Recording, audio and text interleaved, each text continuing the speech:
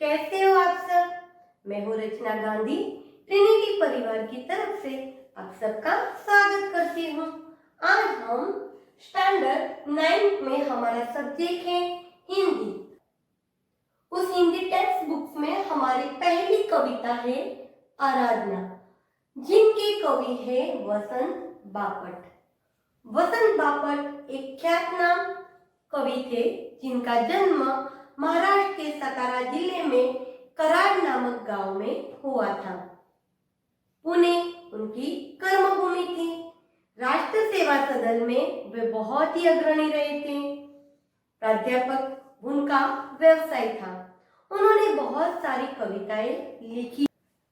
काव्यों में अगर हम देखा जाए तो उन्होंने समाज जागरण एवं मानवीय संवेदना के बारे में बहुत सारी कविता उन्होंने लिखी है। आज की हमारी कविता है आराधना।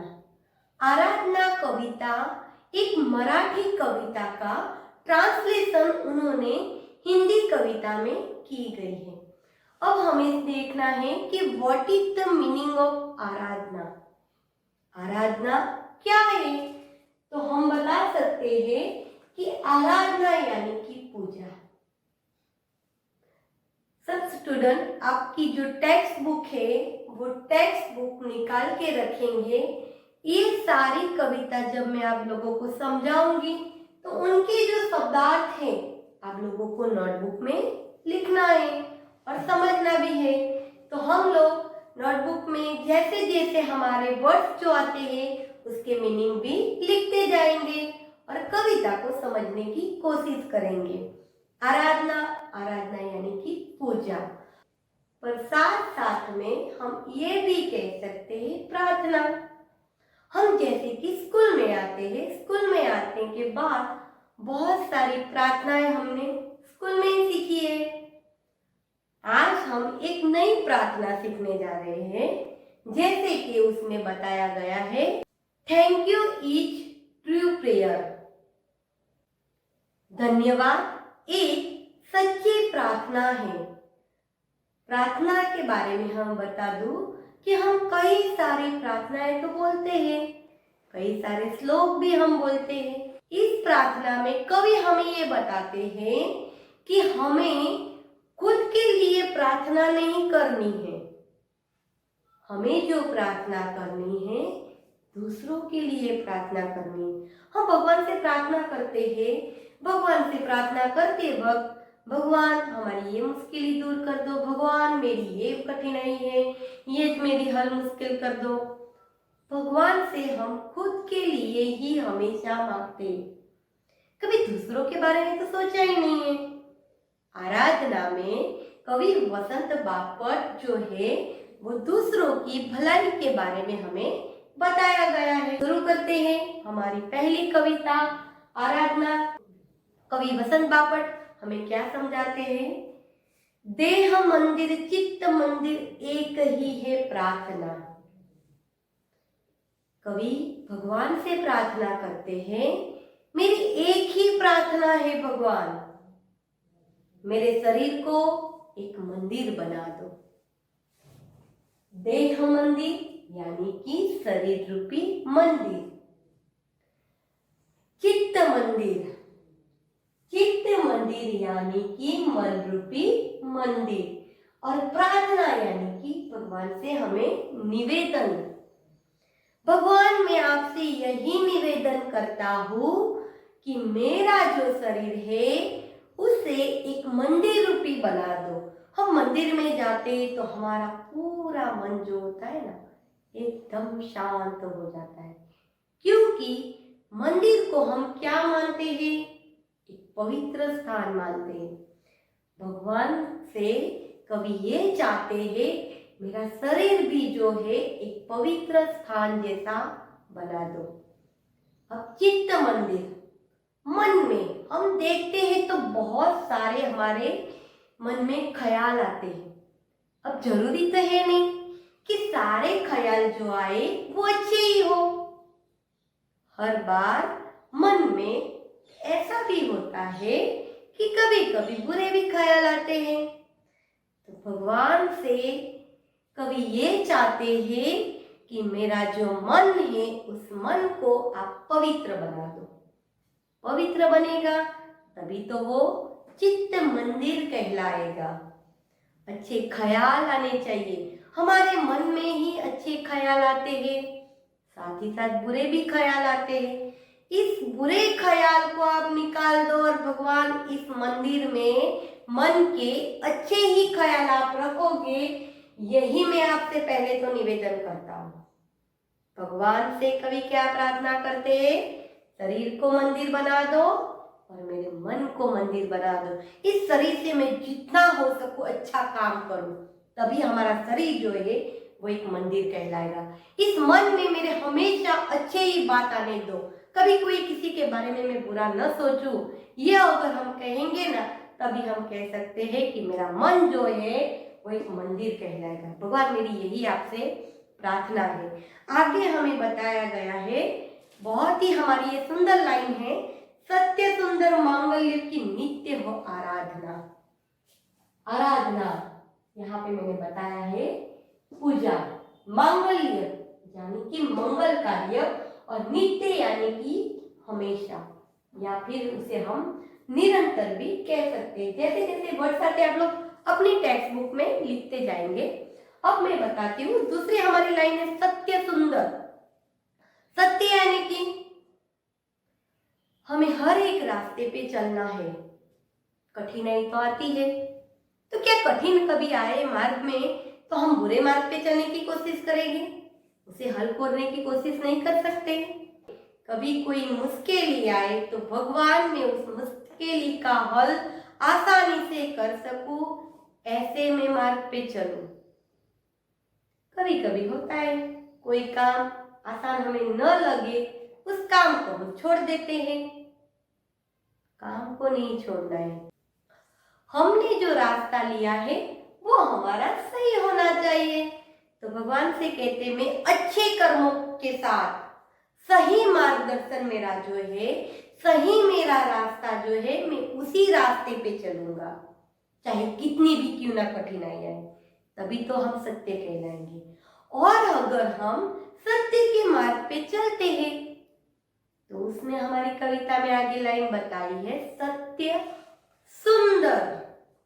सत्य के मार्ग पे चलते चलते हर मुश्किल का जो है वो हम आसानी से पार करके चलते हैं, तभी तो वो सुंदर कहलाता है। इसीलिए मेरे मन में जो है वो हमेशा जो हमारे विचार होते हैं वो एक पॉजिटिव आए, तभी तो सुंदर कहला सकता है।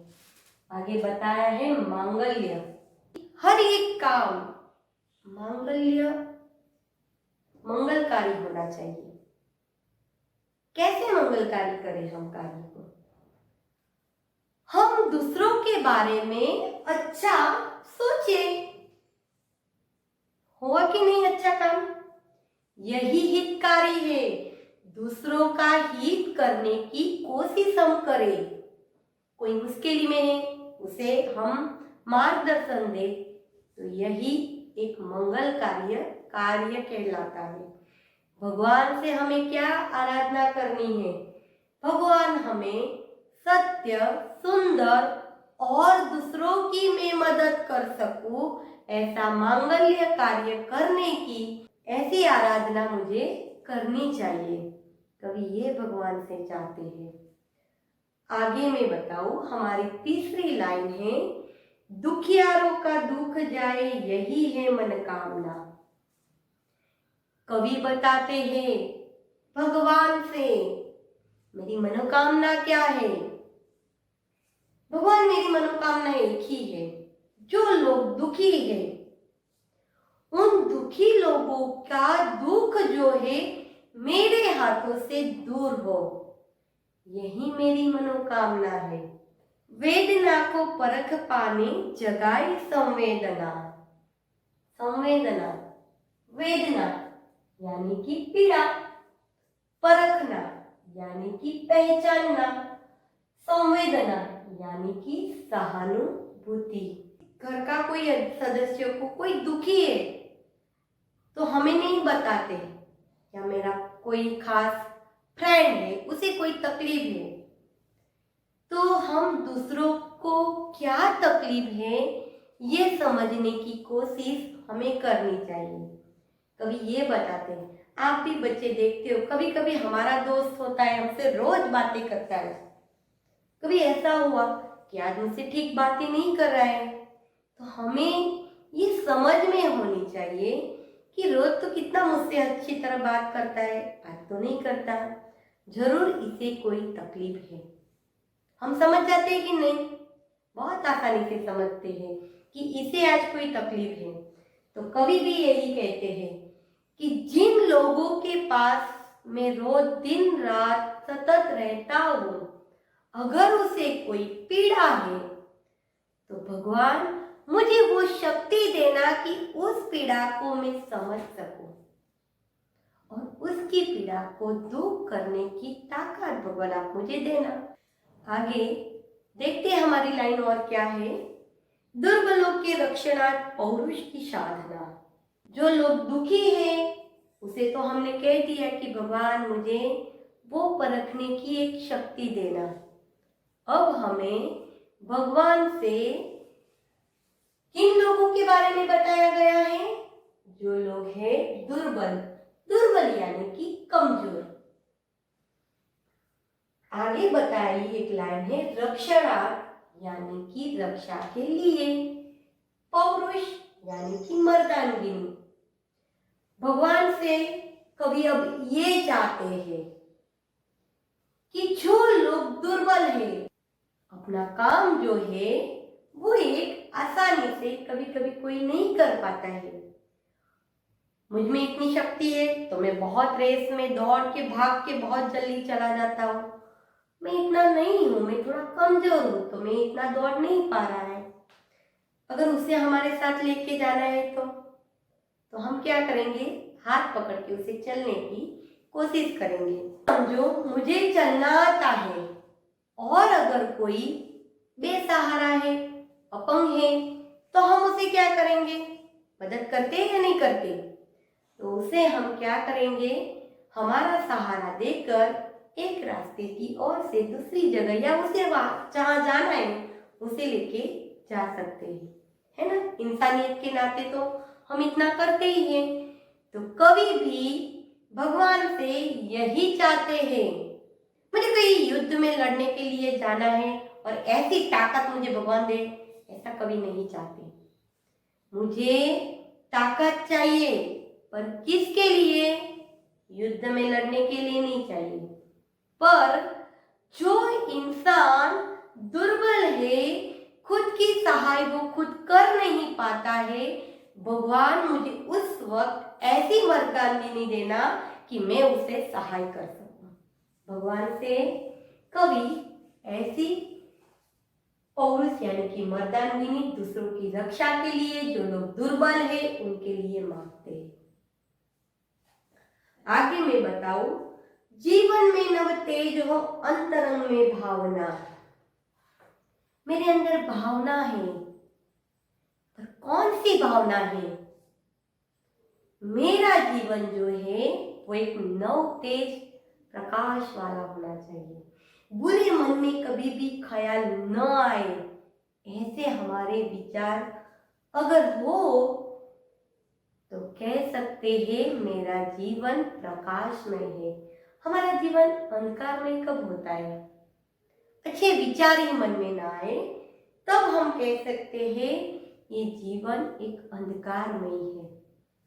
अगर हमारे मन में बहुत सारे अच्छे विचार आते हैं, ऐसी अच्छी भावनाएं हमारे मन में आती हैं, तभी तो कहते हैं हम दूसरों के जीवन में उजियाला कर सकते हैं। भगवान मुझे नव जीवन बताया गया है, जीवन में नव तेज, नव तेज यानी कि नई चमक, अंतरंग यानी कि हृदय।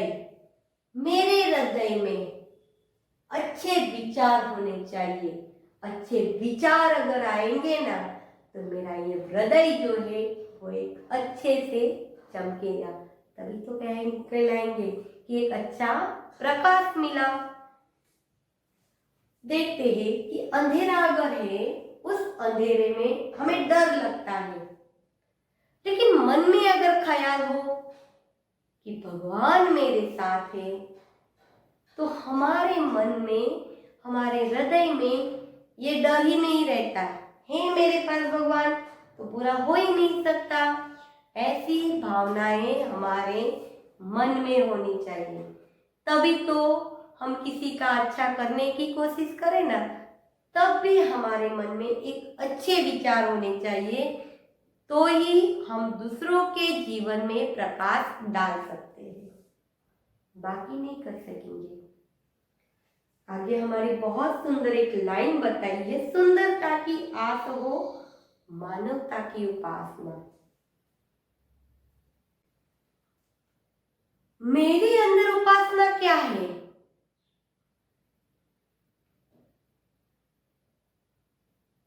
हमेशा सुंदरता की आशा रखकर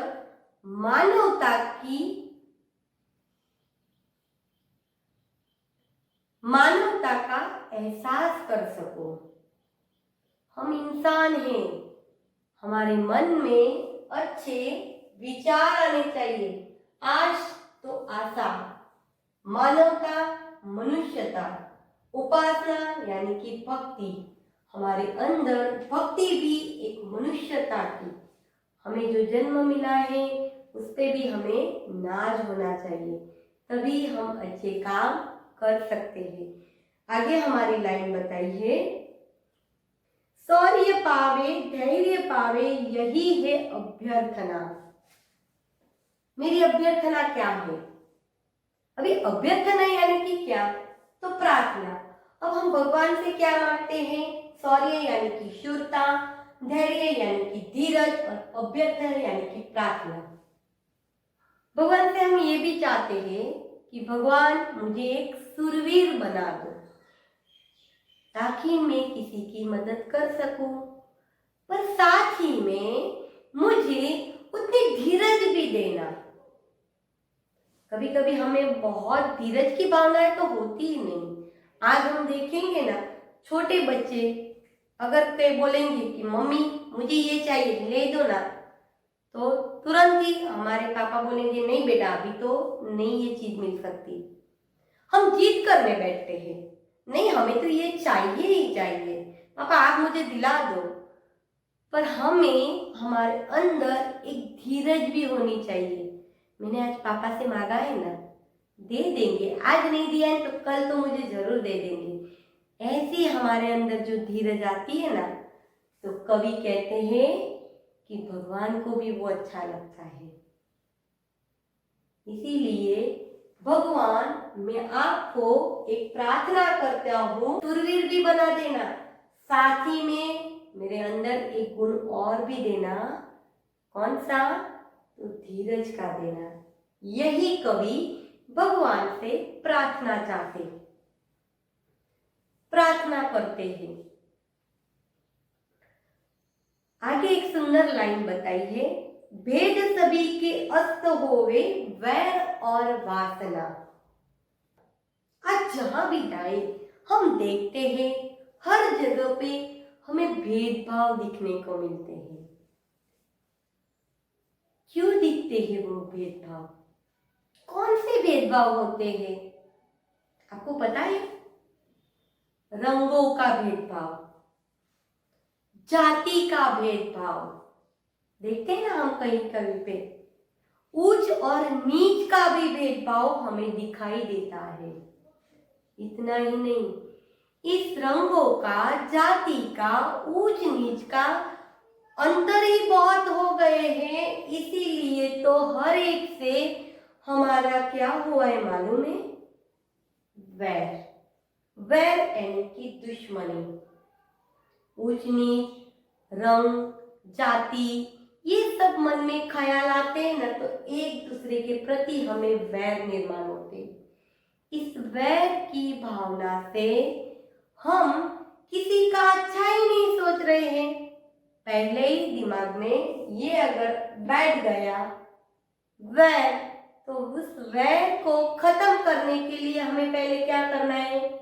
हमारे अंदर जो भेदभाव है उसे पहले हमें क्या करना है, नष्ट करना है। वासना, इच्छा, भगवान हम किसी से दुश्मनावट हमारी ना हो ऐसी इच्छा है मेरी भगवान से, पर उसके लिए पहले हमें ये हमारे मन में जो भेदभाव है वो अगर दूर हो सकते हैं तो किसी से हमारी बैर भी नहीं होगी। इस वैर अगर नहीं रहा तो हमारी जो वासना है वो वासना कवि कहते हैं खत्म होती है, हमारी इच्छा जो होती है वो इच्छा सफल होती है। आगे एक बहुत लाइन बताइए अच्छी से। मानवों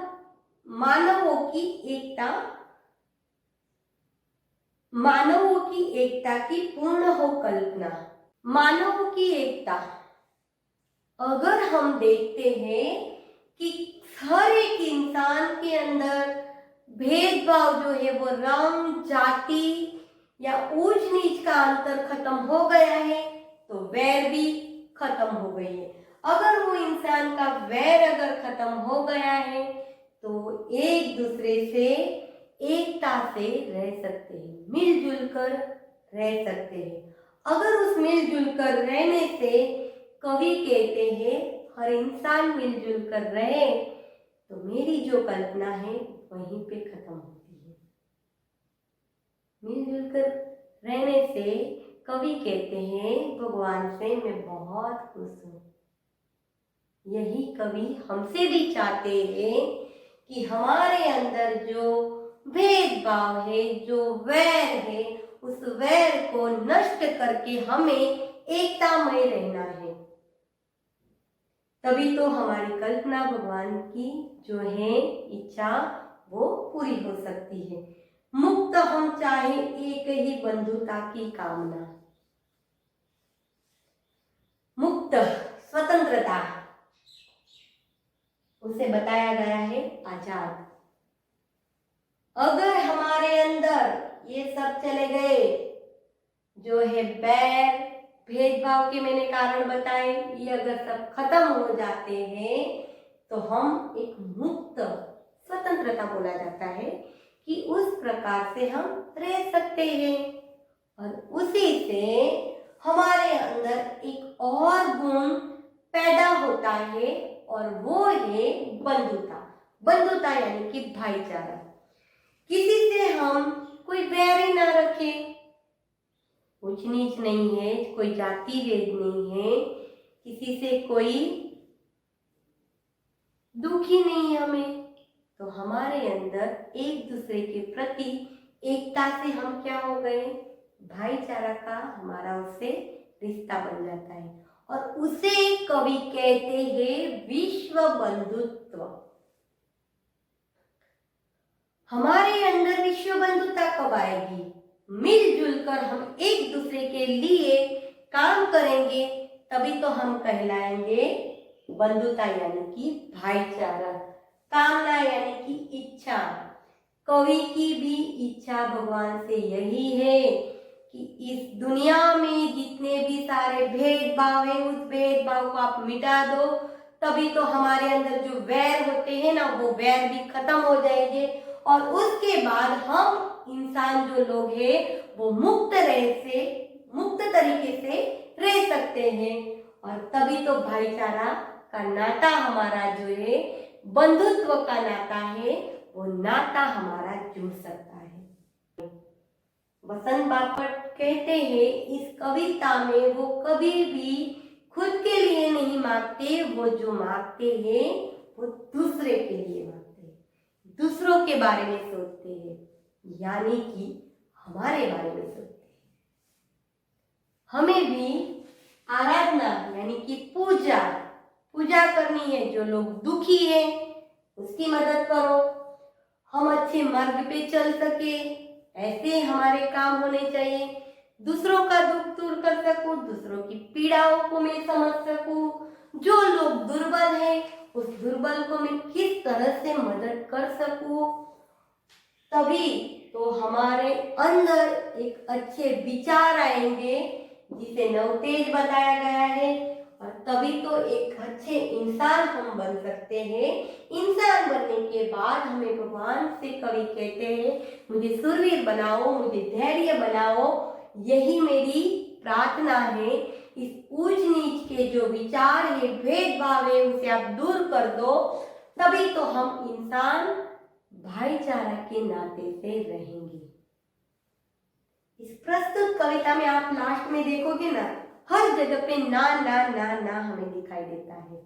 प्रार्थना, आराधना, मनोकामना, संवेदना, साधना, भावना, उपासना, अभ्यर्थना, वासना, कल्पना और कामना, ऐसे 11 जो नाम है, लास्ट में ना आता है हर जगह पे। ये जो ना वाले जितने भी वर्ड्स है ना, वो कवि भगवान से कुछ ना कुछ प्रार्थना में चाहते हैं। मेरी प्रार्थना है, मेरी आराधना ये है, मेरी अभ्यर्थना ये है, मेरी वासना ये है, मेरी कामना ये है। आप लोगों ने बहुत अच्छी तरह से कविता को समझने की कोशिश की है। मेरे ख्याल से आपको किसी डाइजेस्ट की जरूरत भी नहीं पड़ेगी और जो स्वाध्याय है अपने आप आसानी से लिख सकोगे। हमारी आराधना आप लोगों को बहुत अच्छी तरह समझ में आ गई होगी। जय भारत, जय अस्तु, वंदे मातरम।